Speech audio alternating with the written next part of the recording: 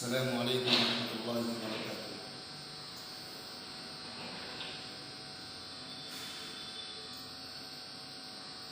اس سے پہلے مقدمے میں ہم نے پڑھا تھا اشہر کتب التخریج، تخریج کی مشہور کتاب ہے۔ اس میں سے دو کتابوں کی بات آئی تھی۔ اس کا مختصر تعارف کتاب میں دیکھ لیجیے، پوری تفصیل کے ساتھ ہے۔ نصب الرایہ لحدیث الہدایہ، ہدایہ فقہ حنفی کی ایک مشہور کتاب ہے۔ اس میں بہت سارے مسائل ہیں فقہ حنفی کے۔ اس میں جو حدیثیں آئی ہیں اس میں حوالے نہیں ہیں، چونکہ اتنی بڑی کتاب ہے اور اس میں اگر ساری چیزوں کا انتظام کیا جائے تو اور بڑی ہو جائے گی، موٹی ہو جائے گی۔ اس لیے صاحب ہدایہ نے مسائل کے ساتھ جو دلیل پیش کی ہے یہ لکھا ہے لقولہ علیہ السلام، اس کے بعد حدیث۔ بخاری میں ہے، مسلم میں ہے، وہ حدیث کیسی ہے کیسی نہیں ہے، اس کے بارے میں کوئی تذکرہ نہیں کیا ہے۔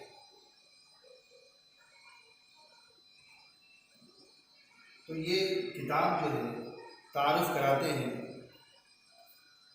صاحب مصنف کہ ہم تک جو کتاب پہنچی ہے تخریج کی، اس میں یہ مشہور کتاب ہے اور بہت بہترین طریقے سے تخریج کی ہے۔ اور علامہ ابن حجر علیہ الرحمہ لکھتے ہیں اپنے کتاب الدرایہ فی تخریج احادیث الہدایہ، جو یہ کتاب ہے اس کے مقدمے میں لکھتے ہیں کہ یہ کتاب نصب الرایہ، یہ علامہ زیلعی جو حافظ زیلعی ہیں جنہوں نے یہ تخریج کی کتاب لکھی ہے، ان کے وسعت علم یعنی علم حدیث میں کتنی وسعت ہے اور تخریج انہوں نے جتنے زبردست طریقے سے کی ہے، یہ ان کے بہت زیادہ علم رکھنے پر دلالت کرتی ہے۔ وهذا الكتاب يدل على تبحر الزیلعی فی الحدیث وعلومہ، یہ کتاب زیلعی کے تبحر علمی پر دلالت کرتی ہے حدیث میں اور علوم حدیث میں، اور یہ پتہ چلتا ہے کہ حدیث کے مصادر پہ ان کو کتنی کثرت سے اطلاع ہے۔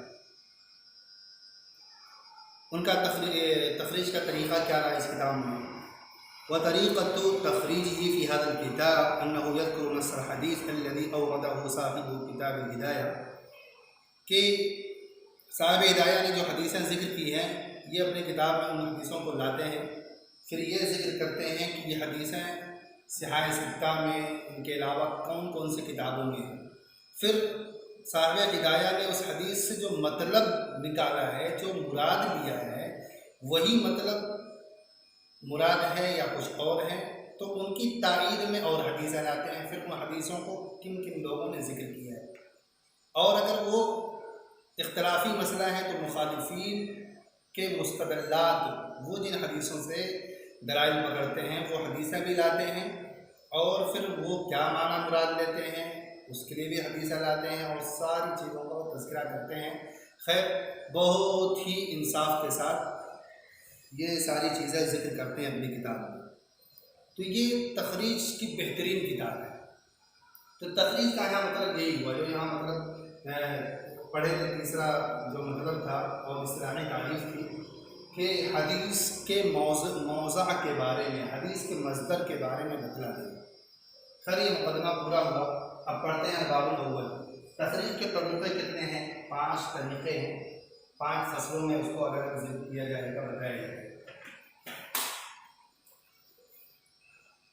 یہ 5 طریقے ہیں، 5 طریقوں میں سے کوئی ایک طریقہ بھی اگر آپ کو معلوم ہے، اگر اس کے بارے میں کچھ بھی معلوم ہے تو آپ کتابوں سے حدیثیں بہت آسانی کے ساتھ تلاش کر سکتے ہیں۔ حدیث کے صحابی کا نام اگر معلوم ہے، حدیث ہے کوئی حدیث ہے اور صحابی کا نام، حدیث پوری معلوم نہیں ہے، تھوڑی بہت یاد ہے لیکن صحابی کا نام یاد رہ گیا آپ کو، تو آپ یوں کر سکتے ہیں کہ اس طریقے سے حدیث تلاش کر سکتے ہیں۔ اس کے لیے کچھ کتابیں آپ کو ملیں گی جس کے بارے میں انشاءاللہ جب اس کی تفصیلی بات ہوگی تو بتائیں گے۔ اگر حدیث کے صحابی کے بارے میں نہیں معلوم، صحابی کا نام نہیں معلوم ہے تو کوئی بات نہیں، حدیث کا اگر پہلا لفظ معلوم، دوسرا طریقہ یہ ہے کہ پہلا لفظ معلوم ہو، اگر پہلا لفظ معلوم ہو تو بھی آپ کے لیے بہت آسان ہے حدیث تلاش کرنا. اس طرح کی بھی کچھ کتابیں لکھی گئی ہیں. مثال کے طور پہ ایک حدیث ہے آیت المنافق ثلاث، منافق کی 3 نشانیاں ہیں. تو آیتوں اگر آپ کو پتہ ہے تو اس طرح کی آپ کو کتابیں ملیں گی کہ اس میں آپ کو اس طرح اس آیتوں کے لفظ سے، یعنی وہ اس کی تفصیلی بات آئے گی سامنے.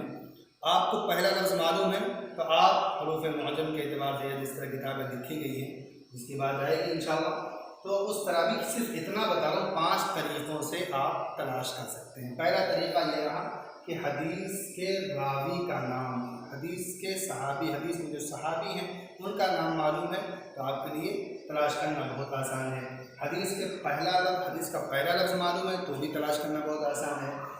اور اگر دونوں چیزیں معلوم نہیں، حدیث میں صحابی کون ہے یہ بھی نہیں معلوم، حدیث میں پہلا لفظ کون سا ہے یہ بھی نہیں معلوم، تو اگر حدیث میں کوئی ایسا لفظ جو کم استعمال ہوتا ہے، جو جس کا استعمال ہر حدیث میں نہیں آتا ہے، ایسا اگر پتہ ہے تو اس طرح کی بھی کتابیں لکھی گئی. مثال کے طور پہ جو میں نے کہی ہے آیت المنافق ثلاث، اس میں تینوں لفظ خاص ہیں.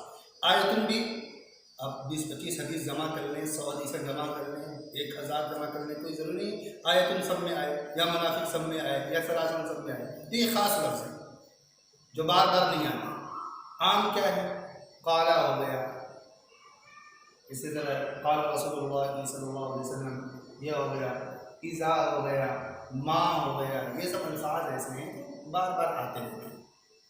الا ہو گیا. تو اب پہلی چیز یا تو راوی کا نام معلوم ہو، راوی کا نام معلوم ہے تو آپ کو اس طرح کی کتابیں ملیں گی جس سے آپ حدیث تلاش کر سکتے ہیں. دوسرا طریقہ یہ ہے اگر راوی کا نام معلوم نہیں تو حدیث کا پہلا لفظ معلوم ہو. اگر حدیث کا پہلا لفظ معلوم نہیں ہے تو کم سے کم حدیث میں سے کوئی ایسا لفظ معلوم ہو جو کم استعمال ہوتا ہے، یعنی جو بار بار نہیں آتا ہے. چلیے تینوں چیزیں نہیں ہیں آپ کے پاس، حدیث کے صحابی کا نام نہیں معلوم ہے، پہلا لفظ بھی معلوم نہیں ہے، حدیث میں کوئی لفظ بھی یاد نہیں ہے، تو اتنا تو یاد ہوگا کہ حدیث کا موضوع کیا ہے.